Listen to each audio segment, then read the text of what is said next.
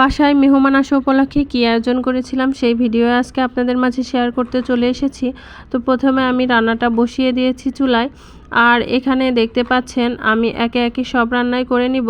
তবে আজকে প্রতিবারের মতো তেমন একটা ভিডিও ক্লিপ নেওয়া হয় না রান্নার সময়ের, কারণ সেভাবে সত্যি বলতে মনেও ছিল না ভিডিও করার কথা, ব্যস্ততার কারণে ভুলে গিয়েছিলাম। আর আমি বরাবরের মতোই কিন্তু রান্না করতে খুবই ভালোবাসি। আমার কাছে মনে হয় এই একটা কাজেই আমার কোনো ক্লান্তি আসে না, সেটা হচ্ছে রান্না করা। রান্না করতে আমার খুবই ভালো লাগে, এই জন্য আর কি সব মিলে আমার ভিডিও রান্নার সময় নেওয়ার কথা মনে ছিল না, কিন্তু রান্নার পরে মনে হলো যে এখন আপনাদের মাঝে শেয়ার করার জন্য ছোট্ট একটা ভিডিও ক্লিপ নেওয়াই যায়।